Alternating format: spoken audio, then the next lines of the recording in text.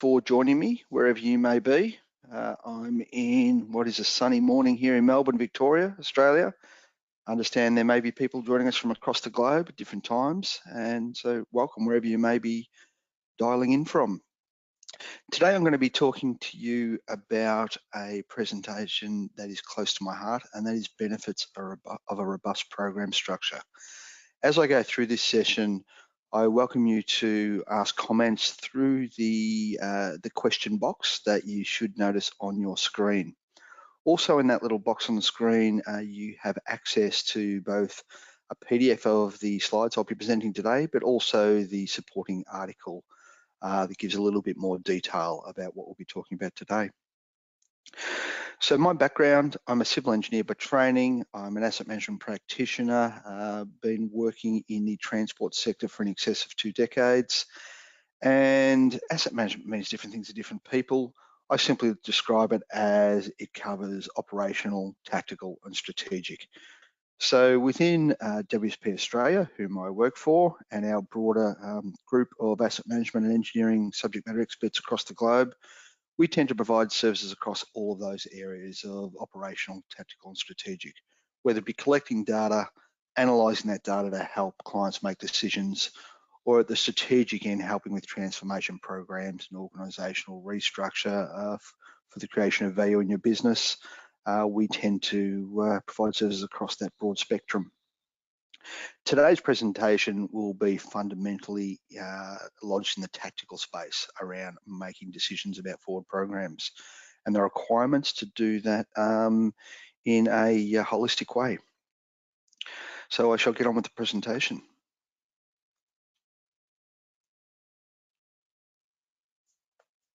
So I'm going to start by flagging that I'm going to be covering people, process, and technology aspects as we go through today.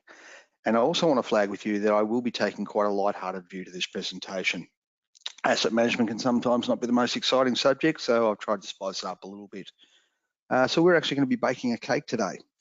I've got people being represented by eggs. I've got process being represented by flour and sugar. And I've got technology being represented by some mixing tools and an oven. As we go through the session today, hopefully that analogy will help emphasise where the 5 key requirements that I'll be talking about are placed. So as I said earlier, we're talking about tactical asset management today, and it's more specifically development of a whole of portfolio forward program. Otherwise, for today's purposes, known as a sponge cake. So when we talk about asset management planning, there are a couple of aspects that come to mind for me, and that is the need to forecast future needs, as distinct from we have a budget, we want to do the best we can with that budget. If we are planning appropriately, we should be forecasting what our actual needs are. And then within that forecasting process, there is also the need for prioritisation. And as part of that prioritisation, some trade-off decisions. I'm going to run with a generic example today. It's a roads sector example that I'll be running with, but I want to note that the principles and requirements I'll be talking about today are applicable to any sector. So I'll start with the pavements planner. For the purposes of this particular slide, we're just going to assume we have already collected a whole heap of data that is fit for purpose to help develop forward programs. The pavement planner needs a tool of some sort to help him do his forecasting. So he's chosen a particular mixer, and that's representing a lifecycle management tool. Some might know it as an optimization tool or a deterioration modeling tool. There are many different names, but just think of some sort of software product to help analyze data and inform forward program options. The pavements planner has chosen a stock standard tool. The structures planner has some complex assets, so he's decided to choose a complex tool. In this example, a commercial grade mixer. The roadside planner, well, there's a lot of different asset types he's got to plan for, but generally they're not so complex. The data's a bit simpler, so he's gone for a simpler tool, very manual process, maybe just a spreadsheet. The ITS planner He is looking for something that is a bit more leading edge because he's dealing with highly complex assets, and so he's gone for a different. Now, the point of all these different mixes or all these different lifecycle planning tools is that the various planners have chosen something that is horses for courses. What do they need for their particular discipline area, for their particular technical decision criteria? And they're appropriate fit for purpose choices. Now, I'm not going to read through this bit by bit, but the purpose of this slide is to demonstrate that even though even one of those planners chose a fit for purpose tool, had technical discipline-based decision criteria that were fit for purpose, the various forward programs that they came up with and the various processes that they followed to come up with those forward programs was different in those different technical discipline areas.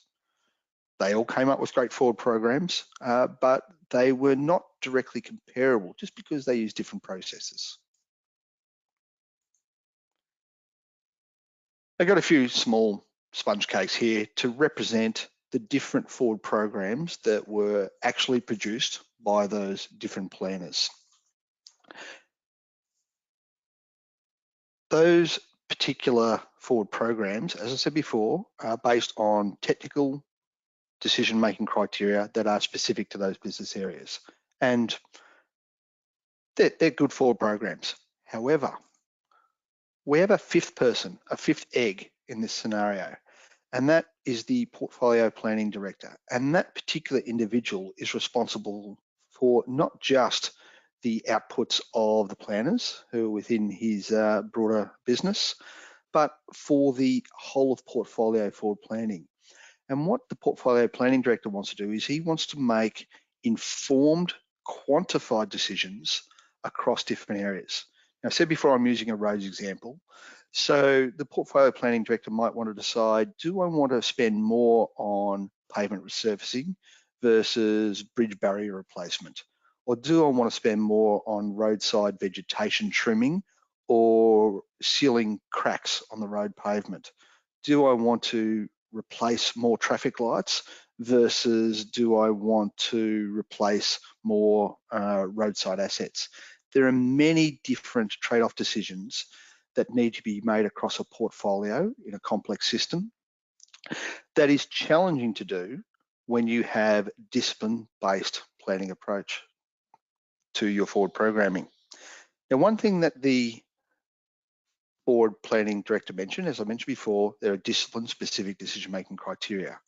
But the other thing he noticed is that even though they use different processes and they use different criteria and different tools, they all use flour and sugar in their forward planning approach. Think of flour and sugar as the process piece here. So what does a portfolio director actually want to achieve? Well, first of all, he wants quality forward programs. That's a given. Any business requires that because having quality programs is important to efficiently spending the available budget, understanding what the future needs are, and ultimately ensuring assets are available for service of systems. So within that quality forward programming, there's a need for prioritisation of projects. They're developed by the planners, and that's what we've already spoken about thus far on the slides to date. So we want those fit for purpose programs to continue. But in addition to that, he also wants an optimised portfolio forward program, represented by a sponge cake here today. And that requires trade-off decisions at a work activity level, ideally quantified trade-off decisions, not just gut feel, experience-based decisions. There'll always be a need for judgment, but if we can quantify them, they're more justifiable to decision makers up the line. And what I'm going to promote here today is that to achieve that optimised portfolio forward program, we need some harmonised risk-based decision-making criteria. I really want to emphasise that does not mean I'm saying get rid of the technical decision-based criteria used by the planners. It's an additional set of decision-making criteria for portfolio-wide trade-off decisions, and that should become clearer in a subsequent slide. So, optimised whole of portfolio program. What does our portfolio planning director already have? He has some good people. or eggs. Those planners are doing a great job in their technical disciplines. He has some good technology. It happens to be chosen by those planners, represented by the mixing tools here, which are Lifecycle modelling tools. He also has some forward program outputs, importantly, based on technical decision-making criteria, importantly, within the discipline-based silos. What he doesn't have, and what he would also like to get in addition to the good work the planners have already done, is he wants a sponge cake. And to achieve that, he needs all of his planners to use the same flour and all of his planners to use the same sugar. And that'll give him an optimized portfolio forward program forecast. And what I'm really saying is his flour and sugar is consistent process across the business. Okay, I've been talking a bit broadly. Let me put a little bit more clarity to what I'm suggesting. Ultimately, the portfolio director wants trade-off decisions across different technical areas. He can't use discipline-based technical criteria for that purpose. Because if you think about, for example, technical decision criteria used to make decisions on pavements, things like roughness and rutting condition information, they're not relevant to structures. They're not relevant to roadside. Equally, if you've got mean time to failure information that is relevant to some electrical assets in the ITS space, they're not necessarily relevant, or that data is not collected in other discipline areas. So although the technical decision criteria is really important, not necessarily useful in making trade-off decisions across different work activities. However, if we have a stable program structure, this can enable work activity risk assessment. And equally, if we have common investment scenarios, this can enable comparison of forecasts. So that's what the flour and the sugar are representing, those common approaches to a program structure, which is effectively a definition of what work activities do we do in the business, and the sugar, which is a representation of the various investment scenarios that are outputs from those life cycle decision models I mentioned earlier. So this is not overly complex. We're not talking rocket science here. What I have up here, this matrix, is a simple representation of the complete picture that I'm talking about today. All 5 of the various requirements that I'm going to be talking to you today can be pictured within this simple matrix structure. The 2 columns down the left-hand side are really a representation of the program structure, which is the core that everything else is built upon. The eggs, representing people, are typically in a disciplined based space. The flour that I mentioned is the program structure. Each of those letters represents a work activity. That might be crack sealing on a pavement. It might be replacing an entire bridge. It might be trimming your vegetation. All the different work activities you do to ensure services are available should be listed out and captured in a robust and stable program structure. Sugar is a representation of the forward investment scenarios that are produced from those tools that the planners use. Now, I mentioned before that when the planners were working in their own silos, they all had different scenarios. And they can continue to do some scenarios that are relevant to the technical area, but there should be some core base scenarios that they are all required to provide, and that's the sugar. Then ultimately, we've got a 4th requirement, and that is an oven to represent some form of tool to plug the outputs from the planner's modeling into that tool to enable that trade-off decision-making on the basis of risk criteria. Now, if you have all of those things in place, in addition with something that's not represented on this slide, and that is those mixing tools I mentioned earlier, or the forward life cycle tools that are already in place in the business, those 5 things together can ultimately give you a prioritized portfolio forward program, importantly with quantified trade-off decisions. One of the things I'd like to emphasize at this point is that this presentation is not for a moment suggesting you throw away the tools you've got and start again so that everybody does the same thing. It's not focused on the technology. Rather, it's focused on the process. You can stick with the tools you've got, implement some quality process that is consistent across your different planning areas, and build on what you already have to still get that quantified portfolio view of the world. So I'm going to quickly run through 4 examples that can be built upon using the requirements I've discussed today. The first example is if you have that program structure represented by the 2 columns down the side. Remember, it's just a list of all the work activities that you utilize. You can use that to inform what goes into your asset management plans and the associated SAMs above it.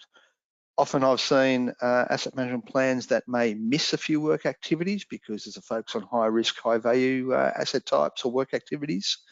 By having that program structure in place, it should mean that things don't fall through the gaps. Planning for all the work you do. Example 2, it is acknowledging that decisions get made at different levels. The bottom level there is talking about the discipline-based criteria that the planners use their various mixing tools to come up with forward programs in their discipline criteria. The outputs from that using common investment scenarios can feed into the optimization tool based on risk criteria, and that can give you the trade-off decisions for a portfolio view. The key point being here is that decisions are made at a couple of different levels. Technical decisions at a project level, and then rolled up risk-based decision criteria at a work activity level. The third example I'll quickly present here is that there are a range of things that you can start to utilize the robust program structure for to build on. So in this example, I've mentioned risk decision criteria a number of times. And you see here the intent of this process is that each one of those work activities has a risk assessment done to have some common criteria to make those trade-off decisions against. There are other things that you can also build on the back of a robust program structure. You can link in your customer service outcomes. If your particular jurisdiction has a business case process that uses things such as investment logic maps. Those investment logic maps specify certain customer service outcomes, and that can also be linked back to the program structure, so you're comparing things on a common basis. The fourth and final example I'm going to quickly run through is risk. When we're dealing with asset management, we're always looking to balance cost, risk, and performance. I've worked with a couple of clients with this type of model now, and one of the clever things we've been able to do is look at risk in 2 different ways. One is we're able to use those, the program structure and the common investment scenarios and do some comparison between those to understand what the allocation risk is, but then also with a little bit of understanding about the quality of the data feeding into it, we're able to understand what the planning risk is, which is effectively a quantified risk measure, looking at the data and the processes being applied. So it's not just screaming for money, the allocation side of things, it's also internally looking at how good are our processes, what is the risk associated with our planning, and where can we improve. All of this stuff built off the back of a robust program structure. So that's the end of the core stuff. I'm aware that we're almost out of time and we should head into questions. But before we do, I'm going to quickly summarize the 5 requirements I've spoken about today. The first one is a stable program structure. It fundamentally defines work activities, the stuff that we do to maintain services. It provides a framework to have portfolio-wide decision-making criteria built off. Importantly, a robust program structure, working with your finance part of the business, can then be used to inform your forward program forecasts with common scenarios, and then of course also inform your budget allocation down the line. Importantly, it needs to remain stable over time. The second requirement is common investment scenarios. I'm not going to recommend any particular investment scenarios. I have listed 3 up there, which are some commonly adopted ones. But the key point being is that each of your planners in your technical discipline areas need to have a base level of investment scenarios that they all produce outputs for. And in doing so, that enables comparison across the entire portfolio and hence portfolio trade-off decisions. Collaborative people. Now, this is nothing more than ensuring your planners continue to do their technical stuff in the technical area, but if you want to have a portfolio view, you need to effectively to adopt requirement 1 and requirement 2. That is, you need your people who are doing forward planning to buy into, acknowledge, and support the implementation of a robust program structure and produce forward programming outputs based on some base level common investment scenarios. And if everyone's pulling in the same direction, those 3 things are the core, supported by 2 key technology pieces. First piece of technology is a series of lifecycle decision-making tools based on technical decision criteria that are probably already in place in most businesses. And then the last one is a level of decision-making above that, your quantified trade-off decisions, and having some tool to inform that risk-based decision-making process. So they're the 5 requirements. I have 2 slides left before I'll throw to questions. Discipline-based planning. Effectively, you're already going to have some data in your business. You've probably already got some life cycle models in your business, and there's probably a mixture of life cycle models in your business, depending on the disciplines. And they will come up with some quality forward programs in their own silos. But the fact that they're developed in their own silos and you don't have a process for trade-off decision-making can potentially lead to some suboptimal outcomes. However, if you just add some flour, add some sugar, a few good eggs, and you throw them in an oven to bake them, you can come up with a sponge cake, or in this particular instance, we're talking about a prioritized portfolio forward program and some optimal outcomes. So that brings us to the end of our presentation. The last thing I will mention before I do throw to the audience for questions is that what you've heard today is one of a series of presentations, and you see 3 more that are scheduled up there on your screen. Please feel free to register for those, as we have other people from our asset management network across the globe speaking about topics of interest. So I'll stop speaking at that stage, and I will turn on my camera for the questions you may have, and look forward to elaborating. Thank you, Gary, for a fantastic presentation. If you can move next slide just to have your contact details there. Thank you. I love the analogy with the baking of a cake. Well done. Really interesting. So just a few housekeeping items again. You can log your questions in the question box on the GoToWebinar platform, and you can have the presentation available as a PDF in the handout box along with the article itself from Gary. So we'll start with the first question. How far have we gone with the built life cycle of assets from concept, preliminary design, constructions to asset management? Okay, interesting question. The first thing I'll start by saying there is asset management is not just at the end of that life cycle. Asset management is actually the full life cycle. So all of those design activities and the building side of it, although traditionally may not have been seen as part of asset management, in modern day definition with ISO standards, it's all part of asset management these days. How far have we gone with it? I suppose there are still many challenges. We still do build some things that are focused on the initial capital outlay and don't necessarily consider the life cycle costs. The presentation I've given today is primarily focused on preservation activities, whether it be operations, maintenance, or renewal, sustaining capital. There's different language in different sectors. And the trade-off decisions that can be made across those preservation work activities. However, it can actually be extended to also include making decisions across your capital forward program as well, and actually comparing the risk associated with a preservation work activity like vegetation trimming, a low-level maintenance activity, with building a significant capital investment. Having those risk criteria, those common risk criteria, does actually enable trade-off decision, a lens to be applied across all of your work activities, including your capital program.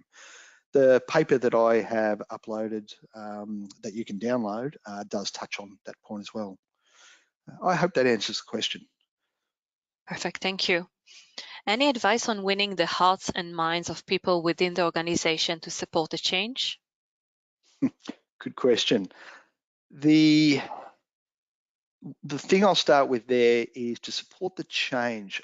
I did emphasize during the presentation, and I'll emphasize it again, that what I've presented today is not intending to throw away what you're already doing and start again. It's intended to be flexible enough to build on what you already have, to take your existing forward planning processes in your technical discipline areas and build something on top of that for portfolio-wide trade-off decisions. So the fact that it's not starting from scratch gives it a starting chance for acceptance. In regards to winning the hearts and minds, I want to note that there are many stakeholders that you need to buy into this. It's not just your technical people developing the forward programs, although they are critical, of course.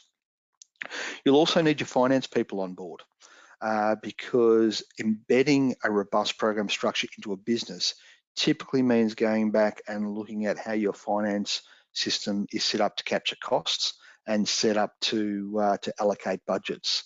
That can sometimes be a battle, depending on the relationship to the finance, but that is critical. The third stakeholder group I'll mention is the executive. At the end of the day, if you start changing the line items that you capture your budget against, and